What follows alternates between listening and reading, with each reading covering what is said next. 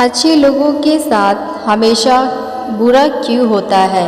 गीता में श्री कृष्ण ने दिया है अर्जुन को इसका जवाब। श्री कृष्ण ने अर्जुन को जवाब देते हुए समझाया है, ये बात लोगों को उनके कर्मों का फल हमेशा मिलता है। गीता सार, आपने महसूस किया होगा कि जो लोग अच्छे कर्म करते हैं वो परेशान रहते हैं, वहीं जो लोग बुरे कर्म करते हैं वो खुशी से रह रहे होते हैं। अच्छे कर्म करने वाले परेशान होते हैं और आखिर उन्हें इतनी परीक्षा क्यों देनी पड़ती है, जबकि जो अधर्मी की राह में है वो खुश हैं और जिंदगी का लुत्फ उठा रहे हैं। अगर आपके मन में भी यही सवाल आया है तो आज हम आपको इसका जवाब देंगे। ये जवाब वो है जो भागवत गीता में लिखा है और श्री कृष्ण ने अर्जुन को दिया था।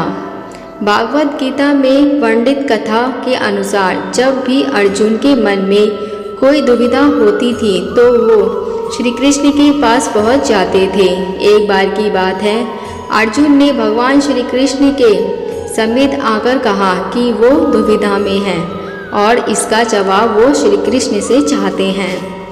श्री कृष्ण ने पूछा कि क्या जवाब है? अर्जुन ने कहा, मुझे ये जानना है कि अच्छे लोगों के साथ हमेशा बुरा ही क्यों होता है, वहीं बुरे लोग क्यों खुशहाल दिखते हैं।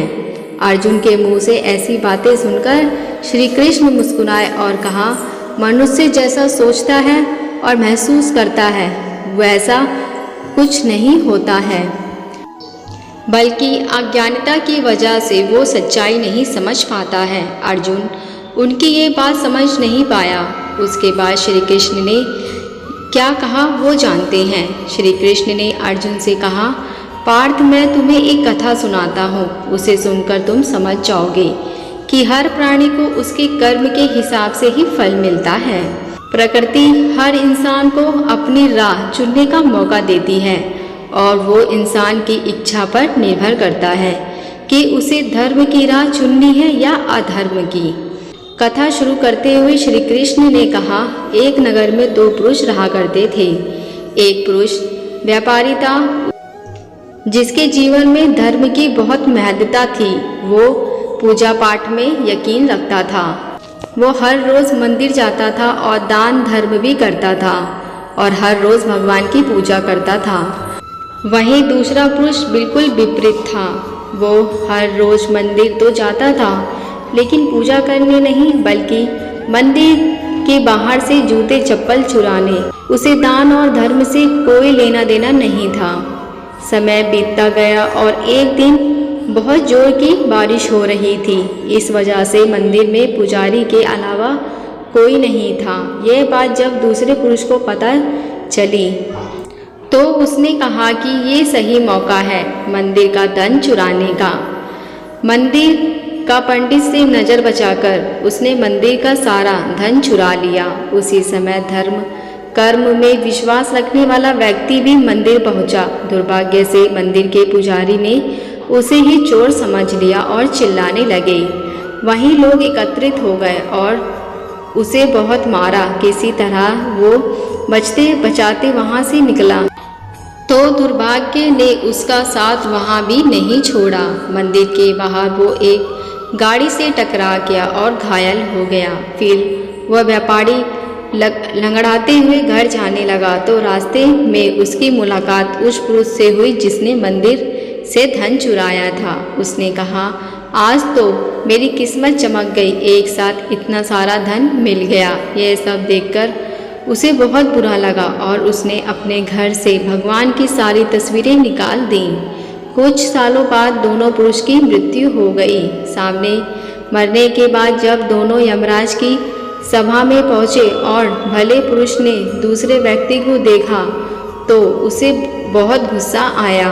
उसने क्रोधित होकर यमराज से पूछ ही लिया, मैं तो हमेशा अच्छी कर्म करता था, दान में विश्वास रखता था, उसके बदले जीवन भर मुझे अपमान और दर्द ही मिला और इस व्यक्ति को नोटों से भरी पोटली, आखिर ऐसा भेदभाव क्यों? इस पर यमराज ने कहा, पुत्र, तुम गलत समझ रहे हो। जिस दिन तुम्हारी गाड़ी से टक्कर हुई थी। वो दिन तुम्हारे जीवन का आखिरी दिन था, परंतु तुम्हारे अच्छे कर्मों की वजह से तुम्हारी मौत सिर्फ एक छोटी सी चोट में बदल गई। तुम इस दुष्ट व्यक्ति के बारे में जानना चाहते हो? दरअसल इसके भाग्य में राजयोग था, मगर इसके दुष्कर्म और अधर्म की वजह से वो सिर्फ एक छोटी सी धन की पोटली में बदल गया।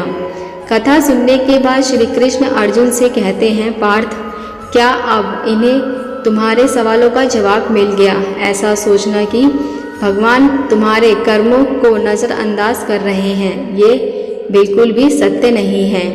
भगवान हमें कब क्या किस रूप में दे रहा है, मनुष्यों को समझ में नहीं आता है। मगर आप अच्छे कर्म करते रहे तो भगवान की कृपा हमेशा बनी रहती है। इसलिए अपने अच्छे कर्मों को बदलना नहीं चाहिए, क्योंकि उसका फल हमें इसी जन्म में मिलता है।